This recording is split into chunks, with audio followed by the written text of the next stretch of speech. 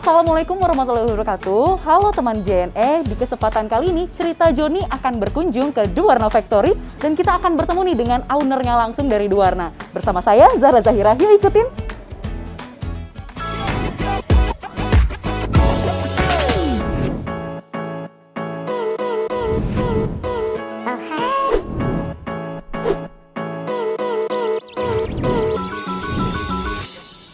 Wah. Halo Mas Dani. Halo Mbak Zahra. Nah, teman JNE, sekarang saya sedang bersama owner dari Duwarna, yaitu Mas Dani Anwar. Iya. Mas, boleh dong disapa nih teman JNE? Oke, ya. Halo teman JNE, perkenalkan saya Dani Anwar, owner dari Duwarna. Mas Dani, sekarang kita sedang berada di mana nih? Kita lagi di gudang Duwarna, jadi tempat penyimpanan sepatu-sepatu dari Duwarna. Nah, saya penasaran banget nih kalau misalnya Duwarna ini sudah mulai merintis dunia bisnisnya ini dari tahun berapa, Mas? Jadi Duwarna sudah mulai itu sejak 2013, jadi udah hampir 8 tahun ya. Sudah hampir 8 tahun. Iya. Wah, luar biasa sekali. Nah, teman JNE, saya juga penasaran nih ya, pengen ngeliat gudang dari Duwarna. Boleh, Mas? Boleh, nanti saya antar kita keliling-keliling lihat gudang-gudang Duwarna. Siap. Yuk, ikutin terus. Wah, banyak banget nih ya sepatunya. Mas Dani, boleh dong pilihin satu sepatu yang kira-kira paling cocok buat saya. Wah, oke, sebentar ya. Oh, ini.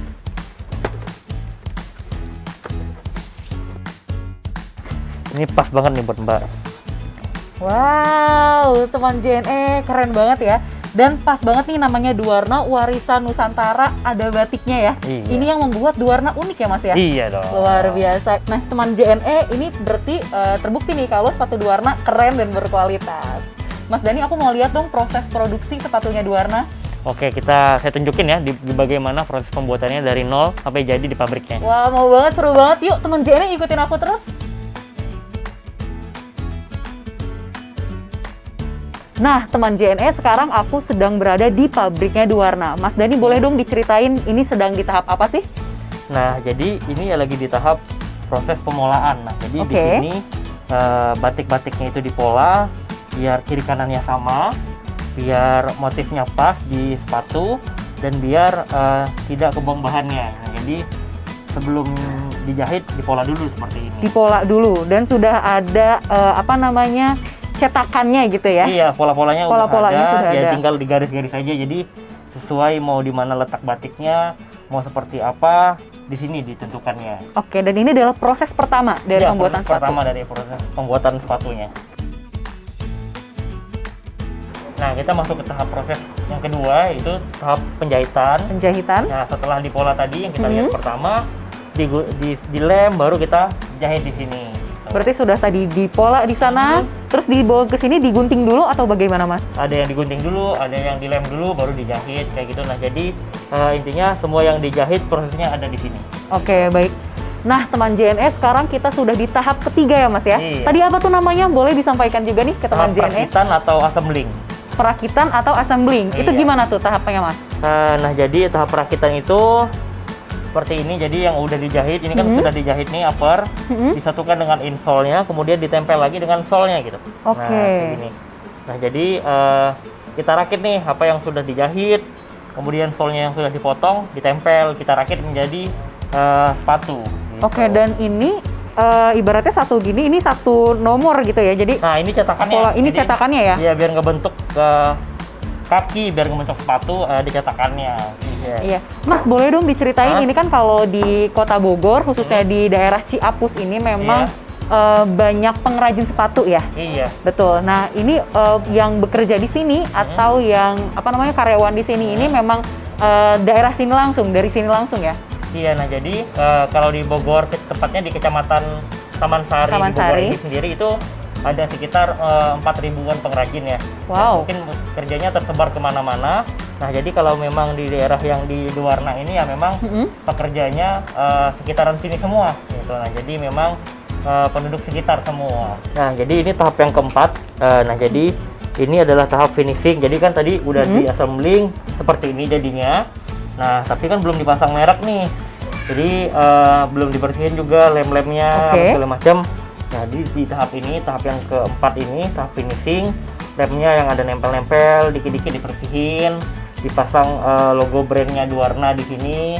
baru akhirnya selesai deh untuk di packing. Gitu ya, si sepatu ini. Dan kalau misalnya dua warna ini, setahu aku juga nomornya juga banyak nomor-nomor yang besar ya?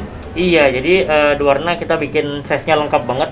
Dari size 24 sampai size 44. Jadi dari yang anak kecil sampai kaki wanita dewasa sampai yang big size. Tapi kalau yang wedges atau high heels juga sampai ukuran 44? Iya benar. Sampai 44, ini jarang banget loh ya, teman JNE, produk lokal yang ada sampai 44. Iya. Ini keren banget. Biasanya kalau misalnya produk lokal itu kan sampai 40 kayak gitu ya, 41 pun. Biasanya. Ya 41 pun lumayan jarang, ini sampai 44. Jadi sangat memenuhi kebutuhan teman-teman JNE semua. Oke, kita ke tahap selanjutnya kali ya Mas ya. Nah teman JNE, kita sudah di tahap terakhir, betul ya Mas ya? Iya. Ini boleh dong diceritain ini di tahap apa sih kita? Nah jadi ini di tahap proses packing ya. Jadi kita masukin sepatunya yang udah ada di sini, yang udah siap dari finishing tadi. Kita masukin ke kardusnya untuk kita simpan di dalam gudang gitu. Nah, jadi ini sepatunya kita simpan seperti ini, masukin ke kardus, baru kita simpan kayak gini. Dan sudah cantik dan bisa dijual. Iya. Oke. Nah, ayo sini Mbak, ini jadi ruangan kantor saya nih. Wow. Tempat ngatur-ngatur perusahaan, tempat mikir, tempat cari-cari ide di sini. Nyaman banget ya Mas ya. Gitu. Nah Mas Dani, aku mau dong nih ngobrol-ngobrol tentang bisnis Edo Warna, boleh nggak? Boleh dong, ayo Boleh silakan ya? dulu, silakan dulu. Oh iya, terima Kita ngobrol di kasih. sini. Nah teman JNE, tadi kita sudah melihat nih ya bersama Mas Dani proses pembuatan sepatu. Jadi ada 5 tahap tadi ya Mas ya? Iya. Oke, Mas Dani ini juga teman JNE juga penasaran nih. Aku juga penasaran gimana sih strategi bisnis yang dibangun oleh Edo Warna. Nah, jadi pertama strategi bisnisnya yang di Warna ini, pertama kami produksi sepatunya sendiri. Kami punya bisa dibilang pabrik sendiri. Kemudian kami menjualnya melalui reseller gitu. Jadi sistemnya penjualannya melalui reseller, sistem dropship. Nah, jadi yang mana kami merekrut ibu-ibu yang ada di Indonesia, kami ajak nih untuk berjualan produk Warna secara online gitu. Nah, jadi reseller yang itu gabung secara online, kami ajarin, kami bina agar bisa berjualan online, seperti itu sih. Ini kan berarti resellernya itu ibu-ibu se-Indonesia kayak gitu ya. Kalau ibu-ibu se-Indonesia paling jauh dari mana Mas? Paling jauh sih ada yang dari Papua ada, Wow. dari Aceh, dari Medan ada, tapi tetap yang paling banyak itu tetap Jabodetabek sih. Jabodetabek ya? Iya. Kalau misalnya dalam 1 bulan kayak gitu ya, kurang lebih berapa piece atau berapa pemasukan yang dihasilkan oleh ibu-ibu itu? Mas?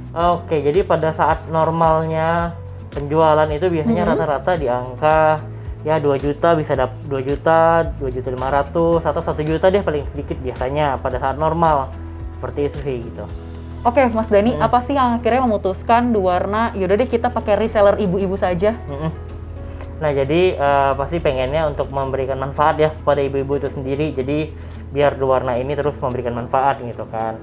Nah, kemudian dengan kenapa reseller juga? Karena daripada kita bayar iklan di Facebook, iklan di Instagram, sosial media lainnya, sosial media kayak gitu ya. lainnya, ya uangnya kan habis ke sosial media aja yang uangnya nggak jelas kemana gitu kan.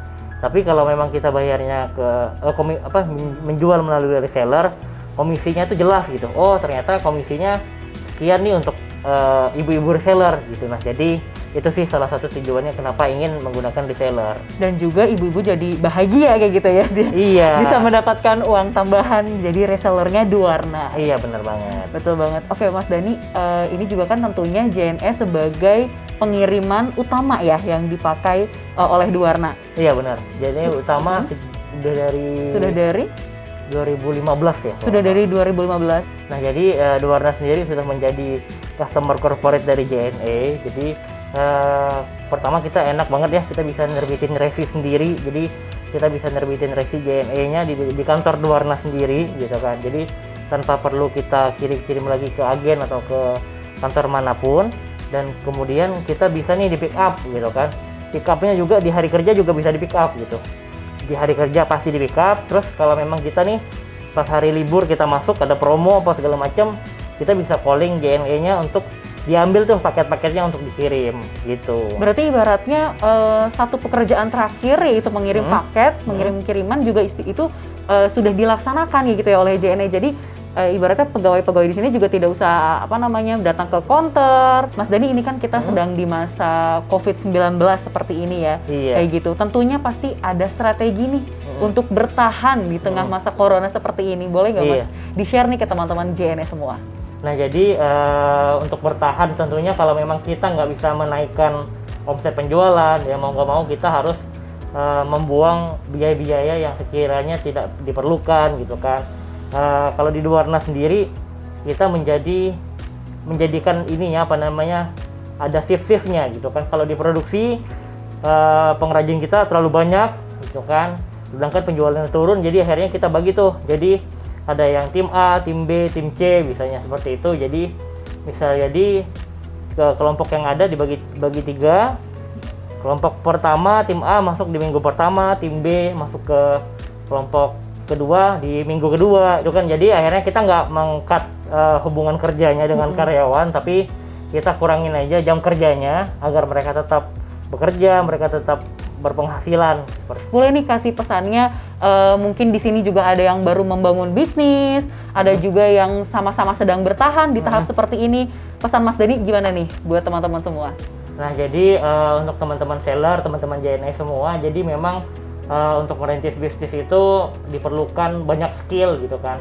Tapi skill yang paling utama yang harus kita miliki sebagai seller, sebagai pengusaha apalagi, yaitu skill never give up. Jadi memang kita harus punya skill itu, skill jangan menyerah. Jadi apapun keadaannya, lagi pandemi, lagi susah jualan, lagi susah bahan baku, terkadang kan bahan naik dan segala macam, yaitu skill yang paling utama yang harus kita punya, yaitu skill never give up itu sih. Skill never give up. Iya. Dan itu sebetulnya yang susah sih Mas. Iya, terkadang orang lebih udah cepat menyerah gitu kan, padahal ya cepat menyerah dan cenderung mungkin tidak mau mengambil resiko besar. Nah, iya gitu. Iya, betul. Tapi padahal sebetulnya yang dibutuhkan oleh pembisnis itu ya Mas ya, take a risk, big risk-nya itu yang harus benar banget. berani untuk diambil kayak gitu never ya give Mas. up, karena pasti nanti akan ada aja jalannya, akan ada aja solusinya untuk kita kembali naik, kita kembali penjualannya laris, seperti itu. Berarti sih. selalu positive thinking, percaya gitu ya bahwa Benar banget. akan ada pelangi